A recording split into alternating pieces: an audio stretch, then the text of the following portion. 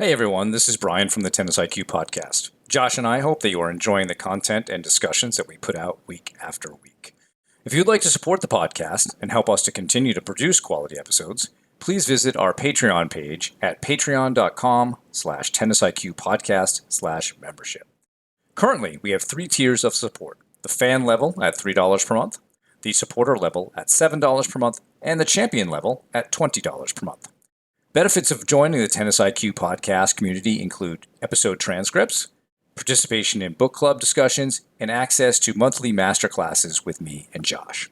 For more on these benefits of support, head on over to our Patreon page at patreon.com/tennisiqpodcast/membership. Thank you so much. And now, on to the show.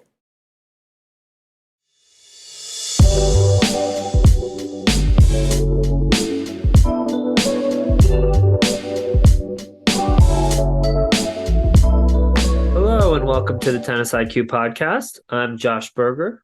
And I'm Brian Lomax. And today, Josh and I are going to discuss optimism and pessimism as ways of looking at the future, ways of maybe approaching a match. And if we were to give this a maybe more psychologically academic term, Josh, narrative style, really how we explain things to ourselves. And there's a sort of a pessimistic way one could explain things, and there's an optimistic way one could explain things. And the reason that this has been on my mind, Josh, recently is from, again, I think in our last episode, we were talking a little bit about Helen Ems's book, Achieving Peak Performance in Tennis. And she had another thought on pessimism that really struck me. And it got me to think a little bit more deeply about this idea of narrative style, pessimism versus optimism. And one of the things that she said was that pessimism, when expressed by a player, is often connected to their desire to be, quote unquote, right, to be correct. And I don't know, I found that very thought-provoking. It made me think a little bit more, okay, how's that connected to being right? And it led me to think about topics with respect to tennis around uncertainty, right? The uncertainty of who's going to win, maybe fear or dealing with uncomfortable emotions. And I can really see how using pessimism as an explanatory style might help you to feel right about certain things. And then, of course, if you're going to be pessimistic, it's a little bit easier to be right about the result because you're most likely projecting a negative one. That's a lot easier to create than a positive one, right? And so I think it would be great for the two of us to sort of go back and forth on what a pessimistic narrative style is and maybe why it occurs, what it results in, and then also an optimistic narrative style. So what are your sort of opening thoughts on this topic? Yeah, I mean, I think when somebody is pessimistic, they are more likely to be right, and that might be, in a certain way why that happens. They feel the need to be right, or they feel the need to maybe even be in control of the future of the situation.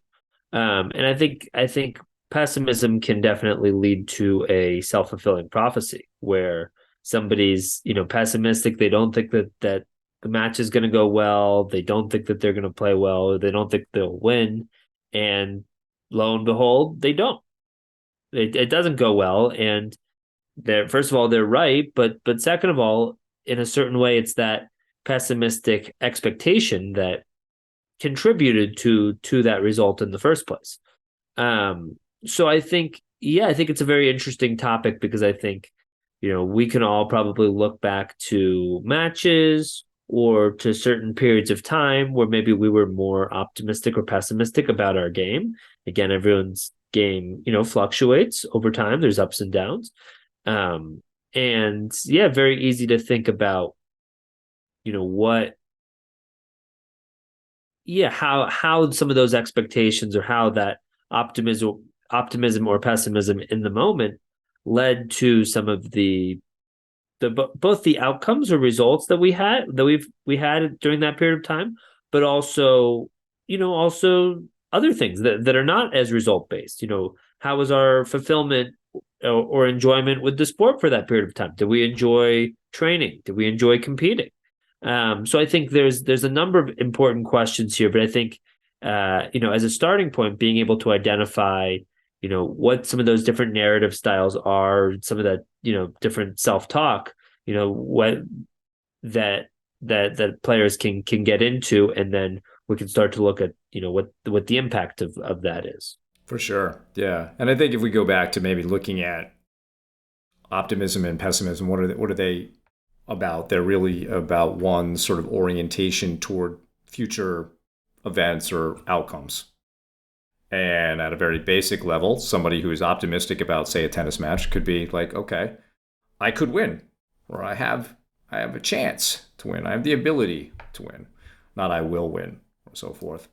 Pessimism, I think, tends to be a little bit more definitive, more right. I will lose, or I'll probably lose, and so as you said, Josh, that often becomes more of a self-fulfilling prophecy than anything else. So I think that's kind of what we're discussing here is that sort of outlook, maybe before a tournament or before a match. What are we thinking about, our chances? And then that narrative style, how we explain that to ourselves, tends to then branch off in terms of attitude and behaviors and our values in this match, which can then really determine what happens. On the optimistic side, obviously it's hard to create positive results, but I think if we look at behaviors and values, optimism can generate better stuff there. And I think we can go deeper into that. But I wanted to stick with pessimism first, because I think it can be common that people will create maybe some pessimistic viewpoints about what could happen in a match, or at least with the result. And I think there are a couple things that are being addressed. And like you said, Josh, there could be, at an individual level, multiple dimensions to this, right? Like what's, am I currently enjoying my training? Am I have I been winning matches or losing matches lately? Where's my confidence? A lot of those things can also contribute into how we typically explain things to ourselves. But whatever that is, I think we're trying to deal with one of the biggest things in sport and maybe in life is uncertainty. Much of the anxiety that we have in daily life or around sport is due to uncertainty. We don't know what will happen. And I like to think of this maybe in a slightly different way, right? So when there is uncertainty and we're not comfortable with it, pessimism is a way of reducing that uncertainty. Kind of gets to Helen Ems's perspective of being right. So yes, the outcome is uncertain, but if I go into it thinking, well, I'll probably lose and these types of things, then that level of uncertainty maybe goes from, say, a 10 to a 6 or something, right? It's reduced. And through that reduction, maybe our effort level also goes down. Maybe our attitude goes down. Maybe it doesn't. I can see some people, like I used to do this, Josh, in school. I would say, I'm going to fail this test. And then I would not fail the test, right? So even though I said that, it was a way of reducing maybe pressure or expectations, but it didn't change my approach. I still studied and tried hard, and so I think there is a segment of people that can do that, although I have not heard as much of that on the tennis side as I might hear it on an academic side, right? So I think there's this notion of can we try to reduce uncertainty? And yeah, by creating or forecasting a negative result, you are reducing uncertainty. It may also reduce the fear about the uncertainty, the fear of what will happen if I were to say I could win and then I don't. The fear of what will happen if I try my hardest and I still lose, right? I think you noted before we were recording that could be a protection factor, right? Protect our self esteem on that. So I think fear, uncertainty are some things that are being reduced, and in sort of a result of that is you end up being right about this whole thing. And to me, there's a case to be made for uncertainty in sports. And I like to ask people, well, do you like or would you buy tickets to go see a game in which you knew who would win and you knew everything would happen? And the likely answer is no. That would be a waste of time. You don't need to go see that. But it's the uncertainty of those games that makes it exciting. So if we all knew who was going to win between Carlos Alcaraz and Novak Djokovic in the Wimbledon final, you knew exactly what was going to happen, would you still watch? Some percentage of people might, but it would be fewer than what you would have gotten if the result was unknown. That's the excitement of it. The tough part about that, I think, Josh, is that when we are the protagonists in the match, it's a little harder to embrace that. But I would ask people, all right, let's see if we can embrace that excitement of the uncertainty of it. You have a chance. Everybody has a chance. May not be a big chance, or maybe you're the favorite. Who knows? But if it can be almost like the same attitude you would have when watching other people play, can you bring that same attitude yourself? So I think pessimism as a narrative style helps reduce fear, helps reduce uncertainty, helps you to be right. But I think there's so many more reasons not to be pessimistic, when it comes to being a great competitive tennis player. Definitely. Definitely. I think with the uncertainty piece, it makes me think about a presentation from Ken Ravizza, Dr. Ken Ravizza, who passed away a few years back. I know we've mentioned him at different points in this podcast. And I remember he was talking about, and I think he talked about this in a team setting. He did a lot of work in baseball and softball. And I think, sometimes he would say, if all that you care about is winning, there's a surefire way to make that happen. Do you want to know what it is? We can play against some 5-year-olds, and he'd present this to an MLB team or to a college baseball team. Okay, we can play against some 5-year-olds. We can set that up. We can make that happen, and we can maybe not 100%, but we can pretty much guarantee. Maybe it is 100%. We can pretty much guarantee you're going to win every game. Now, to most competitive athletes, that's not so appealing, right? There's also another way to be absolutely certain that you won't lose, and that's to not compete, right? If you don't compete, you're not gonna lose a match. And I think, as you said, Brian, the uncertainty is at least a piece of why we play. It's almost like, if a match was, if something had already happened, and as you said, if we already knew the result, would you buy a ticket? Probably not. Would you watch it? A lot of people like to watch replays or highlights, but are people cheering when they're watching replays or highlights? Are they rooting for one player or the other? Not necessarily, because we know the result. The result has been determined already. And I think, we want to get to a point as tennis players where we can embrace that uncertainty, embrace the fact that anytime you step on a court, you can win and you can lose. I think, far too often people have the mentality that, where they're constantly predicting what's going to happen. Okay, I should win this match. I should lose this match. I'm this match is going to be easy, things like that. And in reality, are there players that are stronger than other players? Of course. But I think one of the best parts about sport is that we never necessarily know for sure. We see upsets in sport all the time, right? I mean, I think back to Nadal losing to Robin Soderling when he had, been undefeated at the French Open, playing a player ranked much lower than him and lost. And I think that we can think of any top player who has, and they've all lost. They've all had situations where they've lost to players far, far, far, ranked far below them.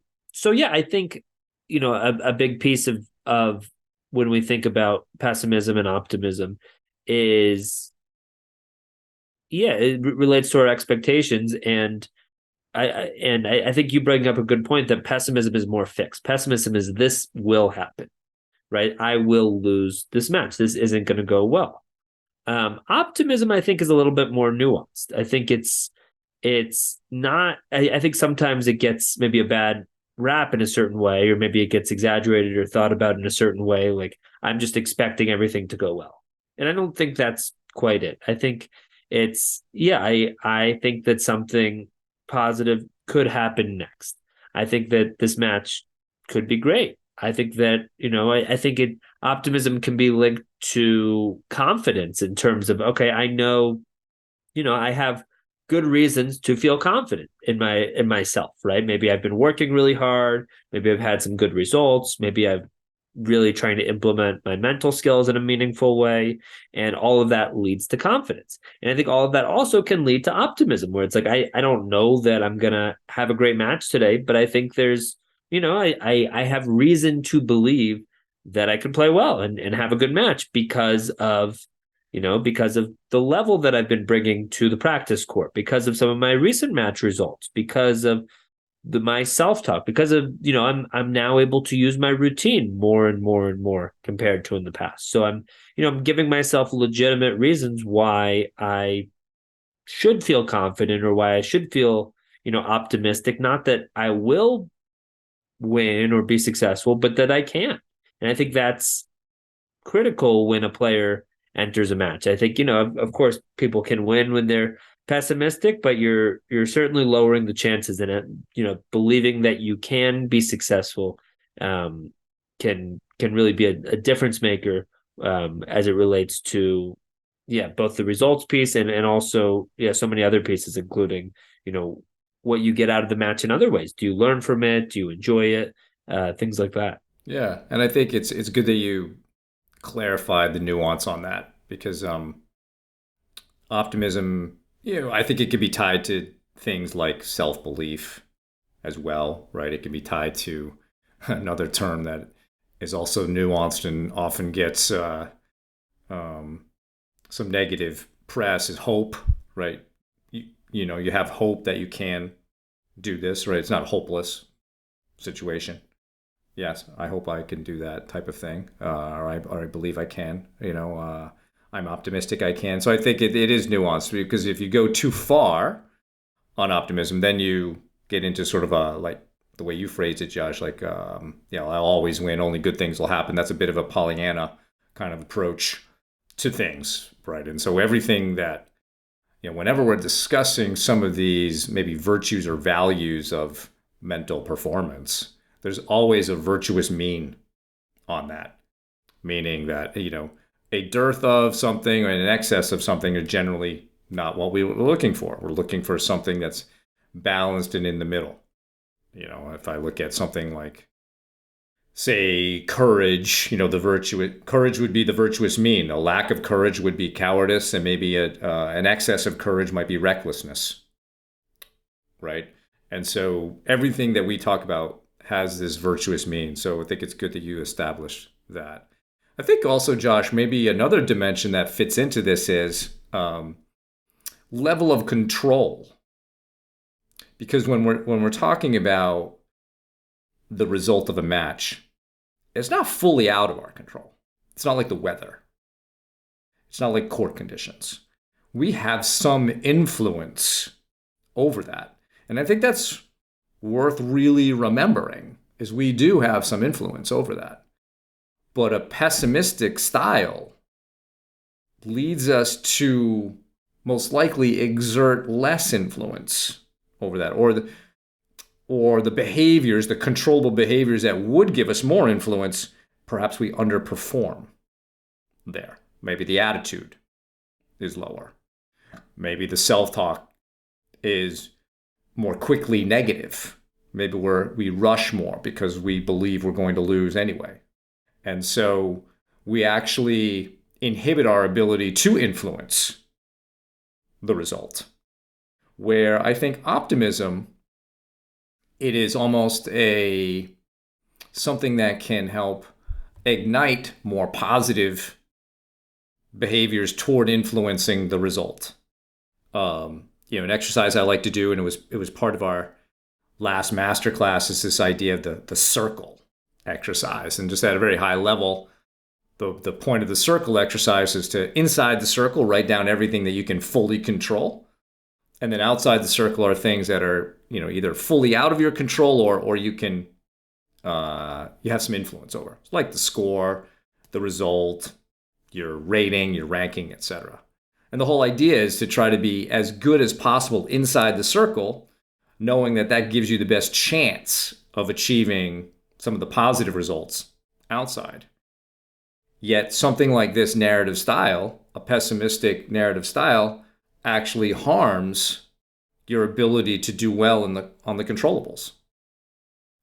Where an optimistic style, it gives you that hope that you can win. It gives you that belief that you can win. And you mentioned, Josh, one of the ways that you can deal with uncertainty is to not compete, right? And I think optimism actually is a really courageous stance. It takes a lot of courage to say, all right, I'm going to sign up for this tournament, and you know what? I could win this match. I could also lose it. But you just being out there, that takes guts. It takes guts to just simply sign up and then go out there. So I think optimism is really, it's the courageous approach to tennis, because it helps you to put your full effort into creating something positive. You can go out there with an optimistic approach, do all the right things, and lose.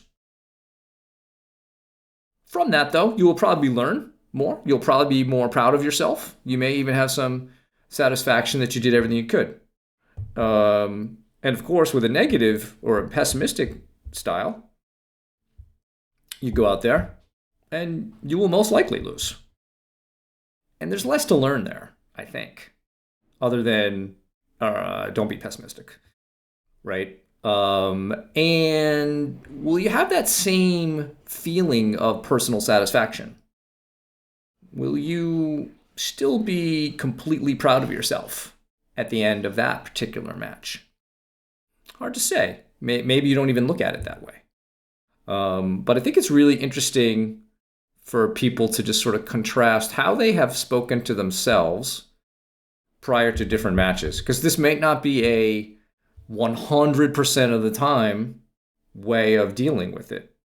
You might be really good in certain situations, and then maybe you're playing somebody who is supposedly better, and you may have a more pessimistic way of looking at that, right? I know that years ago, I fell in that category, Josh. I was supposed to play this guy who's really great player, and I was not really thinking I had much of a chance. But then somebody changed my mind. Somebody approached me in the locker room and gave me a lot of encouragement and actually helped me to be more optimistic. And I ended up winning that match, and I completely credit this person in the locker room. If I had gone into that match with my previous mindset, I totally would have lost. I know it. But this guy gave me reason to be optimistic, reason to believe. To me, that's the power of it right there. Power of encouragement, hope, optimism, belief. And I would really encourage everybody here listening to try to understand their own way that maybe they've explained these situations to themselves, and how could you improve that? Definitely. Definitely. And I think, there's a lot of factors that can lead to, our state of, being more optimistic or pessimistic going into a match. Could be the player that we're facing. What's their reputation? Have I played this person before? What's their playing style? I know we've talked about how maybe certain playing styles can maybe lead to some of that optimism or pessimism, right? Maybe you've lost to a servant volleyer. You've lost to servant volleyers and struggled against that playing style in the past. Maybe somebody is, what some might call a pusher, and that frustrates you, or you haven't played well against that type of player in the past. So I think it can be the playing style that the person and your past history with them. It could be their reputation. It could be their playing style.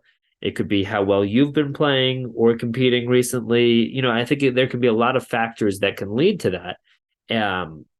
But I think we also want to recognize that it's not, our expectations, our optimism, our pessimism is not fixed. I think everybody, just like you brought up that match, where maybe you weren't as optimistic before that conversation in the locker room. I think everybody has had moments where they've felt more or less optimistic and more or less pessimistic, and again, that's normal, that's natural. I think it's about sort of, can we go into matches maybe not so focused on those expectations themselves, and can we stay focused on other things like our standards. We talked about that quote from, I think it was from Michaela Schifrin, where we talked, which Iga Swiatek brought up and talked about, how we want to be able to focus more on or prioritize our standards over our expectations. And those expectations, I think, can be positive expectations or negative expectations, but I think either way they can hold us back. If I go into a match thinking, oh, this is going to be easy, I should win this match, more often than not, I think that hurts us. And I think the same thing goes where if I'm expecting the match to be, really tough, or I don't expect that I have any chance to win this match, that's going to hurt me too. So I think instead, can I focus on my standards? Can I focus on having really high standards? And I think this really connects to that control the controllables piece that we've talked about a lot, where it's, those standards are the controllable piece. What is my standard for my attitude, right? What is my standard for how I want to talk to myself? What is my standard for how well I compete out there? What is my standard for how I'm able to apply some of these different tools? I think being able to focus on some of these pieces is critical in order to, feel like you're giving yourself the best possible chance. So I think, we want to have more of an optimistic frame in terms of believing that we can be successful, believing that we can play well, believing that we can compete. But I think we also want to be able to prioritize our standards, our controllable factors, and be over these expectations and not be too focused on what we expect to happen or what we think is going to happen, but more so have that openness about what can happen, which I think is really defined by, is really connected to optimism. And then it's great if we think that we can do well, but do we have a plan? Do we have a plan for how we're going to do that? What are the pieces that we need to put into play? Which I think, when we're thinking about those pieces, it really connects to our standards and really connects to our controllables. And, what are the tools and skills that I am going to put in place in order to give myself the best possible chance to be successful in this match? There's a theory in positive psychology called broaden and build theory from Barbara Fredrickson. And basically the theory says that the use of positive emotions, and optimism I think would be one of those, hope, self-belief are also positive emotions, that gives us pathways to creativity, performance, solving problems, etc. It basically kind of like widens our view of what we can do. It gives us more options. If you compare that to pessimism, where you're actually restricting yourself on what you will do in certain situation, right? So negative emotions tend to do the exact opposite. We won't have so much of a plan, Josh, because what do we need a plan for if we're going to lose, right? What do we need to have a standard for The outcome is more or less certain here. And so, even from a theoretical perspective, there are reasons to use more positive emotions in how you look at a future event because it will give you the best shot of doing that. And if we go back to looking at pessimism as a means of being right, or even maybe being overly concerned with winning all the time, I would say in that regard, being right is a barrier to being great. It stops you. You're not going to learn nearly as much. Um, so I would say to have the courage to try to be great at what you do. I think it also blocks you from the willingness to experiment with different things and experience those things because, again, you're not sure if they'll work. There's uncertainty there. So, I've encountered this. This might be slightly different, Josh, than the exact topic of optimism and pessimism, but there have been times where I've asked players to try to do something. And they'll say, well, that doesn't work for me. Have you ever tried it? No. But I know it doesn't work for me. And that becomes, all right, you may be right. You're making yourself right, but you're also blocking your ability to experiment and experience and become better. And in the end, what are you really being right about? That you can only get so good? Or that your sort of fixed mindset won't allow you to go beyond where you are today? And so it's, I think, another thing to look at if you feel this desire to be right or this desire to reduce uncertainty, that you are also reducing your ability to be great as a competitor at the sport because you'll deny yourself the experience of trying, the experience or the ability to experiment with new ways of doing and being and performing that ultimately will help you to know more. And when we say to know more, it's really to know more in your body, right? You and I can talk about knowing things at an intellectual level. Like we could discuss the mechanics of a forehand today. People could listen to that. Doesn't mean they know how to hit a forehand, right? They have to go actually experiment with it, experience it, and feel it in the body. And that may take some time. And I think through pessimistic outlook, you're denying yourself some of those experiences, some of those experiments. You may be afraid to do that, right? And I think that's where optimism comes in, and it opens up the desire to experience and experiment and to see where this great sort of tennis project of yours can go. And so I would really ask people to look at that. Again, what have you noticed about pessimistic narrative style in your own careers? Have you had this sort of need to be right about things? Or maybe you've been super willing to be optimistic and experiment and experience things. I think that's part of the excitement of the journey. Is like, let's see where we can go with this. Who knows what could happen? Good things could happen, right? Of course, negative things could happen too, but that's real life. When we talk about realism, it doesn't mean just looking at the negative things that could happen. Positive things can happen as well.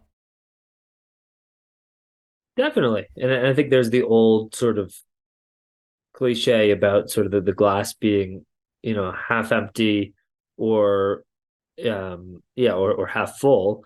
But I think there's, there's other ways to look at it. It's like, okay, can we look at it in a realistic way? Can we just see the glass? Can we not maybe judge it as, as being so full or so empty, right? And maybe that's a little out there. I mean, I think of sort of the inner game of tennis, and they talk a lot about being able to see things non-judgmentally. And we recently had our book club, our first book club, about the inner game of tennis, really a classic book in the tennis world and in the sport and performance psychology world.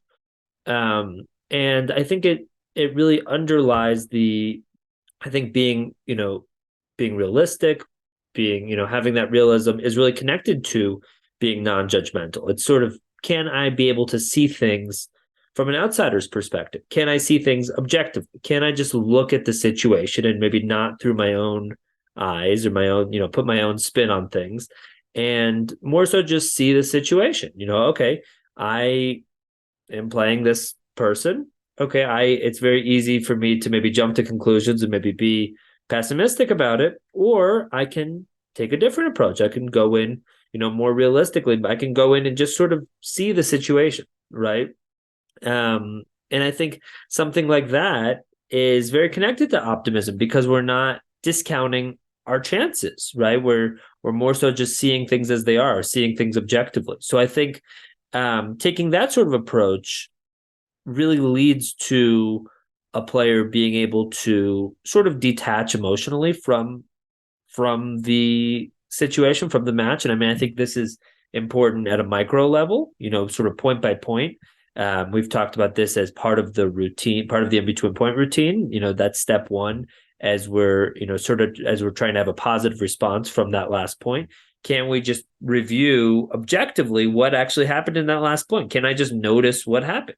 Can I just sort of see it from an outsider's perspective what happened? So we can take this approach point by point, or we can take it bigger picture, sort of match by match.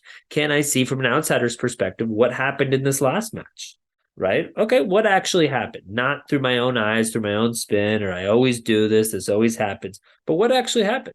And can I take an outsider's perspective? Can I be non-judgmental? Can I be, take an objective approach to something that's happening, that's about to happen in the future, like an upcoming match, right? And I think taking that sort of approach leads to more optimism because it leads to the understanding that there's different possibilities for what could happen. Doesn't mean I'm going to win, as we talked about. That's not really what optimism is, or I'm going to play well, or things are going to go well for me. It's that they can't. And I think when we take an objective, realistic approach, we understand that rather than saying I'm going to lose this, or I'm this isn't going to go well, or I never play well against this type of player. It's more, if we can take a more realistic sort of outsider based approach, we understand the possibilities, and maybe the uncertainty that we don't know necessarily what's going to happen, but we have confidence about what could happen, and we can give ourselves reasons for why to feel confident, why we should have self belief going into a particular match. Yeah, yeah, no, and that's all that's all really good stuff, and I think you're making a great case, Josh, for why we need to be optimistic about these things, and just being more comfortable with the fact that we really don't know. But I think you'd like to give yourself the best chance possible, and I think that's where understanding how you explain what might happen is really good. And can you be, as you said, more non-judgmental about the whole thing? It makes me think about how at various times we've talked about tennis as a life project, as a project. And part of the reason for speaking of it that way is to do exactly what you said, is to not make it about you as a person, but to make this about your project. What's going well with it? What needs work? You're much more than just a tennis player. You lose a match doesn't mean you're a bad player. They're just, realistically, there are some things we need to work on. And so I think that can also help us adopt a more optimistic viewpoint on the future when we're looking at this simply as, hey, tennis is our project. Where's my project? It doesn't mean I'm a failure if I lose. It's just simply something that I will learn from. But the more that we look at the different component parts of our project, it gives us the more things to do, more things to work on. We can create better results in the future. I think when we get intertwined with our results and who we are, that's where it can become somewhat problematic, right? And I think your point here is very well taken. Can you separate that stuff and be able to look at it in a more non-judgmental way, more objective way? This happened. What can I learn from it? What can I improve? What needs work? What did I do well? And then I think that opens up the door for more experience and experimentation and the ability to be more optimistic. Absolutely, absolutely. Yeah, being able to separate your identity with what you do is critical, right? You are somebody that plays tennis. You're someone that maybe someone that takes tennis seriously, but you are not just a tennis player. And I think understanding that there's a great uh, press conference clip from the golfer Scotty Scheffler that maybe some people have seen. One of the best golfers in the world, talking about how golf is something that I do. Golf is something that I do. I am not just a golfer. When things don't go well out there, which they will oftentimes, that doesn't change who I am ultimately.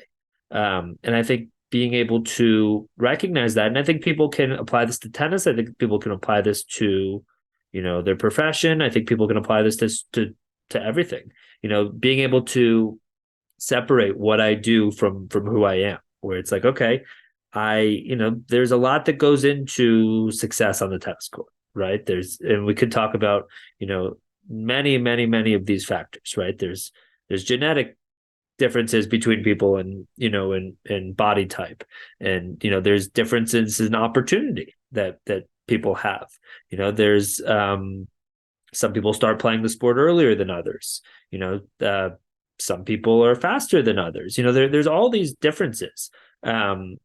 So it doesn't fully make sense to base our identity based on something like playing a sport that's so much is really out of our control. So much is based on luck. There is so much that is that we can't directly impact. So I think we want to, and also I think tennis is a lifetime sport, and tennis is a sport we can play for a long time as long as our body holds up. But ultimately there will be a last tennis match that we play. There will be a last time that we're on the court. There can be injuries, there can be slumps, things can happen. So it doesn't, by basing our identity too much on what we do, that doesn't really provide for that sort of stable, I guess, holistic sort of way of seeing ourselves. It tends to be more short-sighted because eventually something happens, right? There are ups and downs. That injury could happen, that retirement could happen. You lose a match to a player that you feel like you should beat, or you play worse than you're expecting for a period of time. And I think it's very easy, and I think very common for players, for people's identity to be impacted during that time. So I think instead of that, if we understand how tennis fits into the bigger picture, that this is something that we do, is something that we care about, but it's not who I am. It's just something. It's a piece of who I am. It's something that I care about, something that I love. It's a project. It's a life project for myself, and I want to see how far I can take this. I think when it's seen in that way, rather than this is everything, it first of all, it takes some pressure off. If I am just a tennis player, then every time that I go out there, I better win, right? I better win. I need to win because it's that's everything to me. Where if not, if it's like, no, tennis is something that I do. I'm trying to be the best player I can be, and I know that by being the best player I can be, this leads to me being a better and better person. I'm learning a lot. I'm improving a lot as as a player, as a person. Then that's, I think, seen in the right way. Where if not, if tennis is everything, if this is our entire identity, then we need to win, and that adds a lot of pressure. And then I think in certain ways, I think that tying it back to our discussion on optimism and pessimism here, I think that can lead to loss aversion. That can lead to us wanting to avoid losing, because if I lose this match, that's really going to impact my identity. If I'm a tennis player and I lost this last match, or I lost my last few matches, then what does that say about me as a person? If that's all that I am, if that's 100% of my being, then what does that say about me? So I think if tennis is sort of framed in the right way, if it's not everything to us, then we can go into things with the right sort of approach that, hey, I have the tools, I'm confident. I have self belief in my abilities, but ultimately, if it doesn't go well today, I am still okay. I am still the same person. Nothing is fundamentally changing, and I can go out there and play another match. And then in a year or in 5 years, I'll have other opportunities, and that none of that fundamentally changes. So I think the identity piece is really key here. Yeah. And I think by separating it, like we were talking about, yes, it takes pressure off and it actually may allow you to use some of that sort of broaden and build theory benefits. It will allow you to be a little bit more positive about things because the consequences are less dire, right? And so I think that's all really good stuff. I think it would be interesting, Josh, and maybe if there are any researchers out there, this could be an interesting sports psychology project. But you mentioned some time in the past episode about like how the stock market generally, it's got its ups and downs day to day, but a lot of times there's a positive slope there. One of the useful screens on UTR's site, the Universal Tennis Rating site, is the one that has the graph of the 1 year trend of a player. I think it would be really a very interesting study to look at players who have more of an optimistic narrative style versus pessimistic narrative style and sort of longitudinally look at them over the course of a year to see what would happen. My hypothesis would be that we'd see more growth on the optimistic player, but that's a hypothesis, and I don't have any particular evidence other than maybe anecdotal to prove that. But I think that's what I would propose to even a player is let's look at the trends. Let's if we would like a trend to create, there's going to be ups and downs to that. There will be losses in there. But I did this the other day with a player. Her UTR had gone up a full point in 1 year. Another player had gone up like 0.75 in the last 6 months. And to me, the message is like, we just keep doing what we're doing. It's clearly working, right? We don't need to change anything. And that means, there's still going to be some losses in there. But the growth is positive, and we want to continue that growth rate. And I think being able to separate results from who you are is important. The ability to be optimistic about what's going to happen day to day or even in your career is really important. So that's kind of my final thought on this, Josh. Any final thoughts from you? No, no. I mean, I think, one thing that I would suggest is, yeah, for people to really take a look back. Take a look back, think about certain times where maybe, one match in particular where you felt more optimistic going in, right? One match where you maybe felt more pessimistic going in. I think as we've talked about, it's so easy to say, I will win or lose this match, or I should win or lose this match. But, as we talked about, optimism isn't exactly that. So when have you gone into matches, thinking, hey, I can play well today. I can do something special. I can win. When have you had that sort of approach, and when have you had a different approach, and what were some of the results? Not just in terms of your success and did I win or did I lose, but how did you play? How did you feel? Did you feel more stressed out there? Did you feel more relaxed? Did you make better decisions? Did you have, in between points, did you have more of a, did you feel the ability to sort of slow things down and reset? How did it impact things? So I think as we start to look forward and think about how you can apply an approach, more of an optimistic approach, it's also important to look backwards and to learn from some of your past results, in what you did well and what didn't go so well, that you want to improve upon. And I think we can look at different types of matches and hopefully learn from those experiences. And I think that there's, for most players, a lot of data there that would point towards the optimistic approach, leading to far greater results over time. Right. Well, great discussion, Josh. A lot of good nuances on optimism and pessimism as narrative styles and amongst other topics today. So thanks for that. And thank you for listening. For more on today's episode, please check out the show notes. If you have any feedback or questions for me and Josh, please email us at tennisiqpodcast@gmail.com. If you're enjoying the content that Josh and I discuss nearly each week, please rate and review the podcast so others can find it. Additionally, please subscribe to the show on your podcast platform of choice, including YouTube, so you can be notified of new episodes, and you can also check us out on Instagram. If you would like to support the podcast, please visit our Patreon page at patreon.com/tennisiqpodcast/membership, where you can learn about the benefits of being part of the Tennis IQ podcast community. Thanks again, and we'll talk to you soon in our next episode.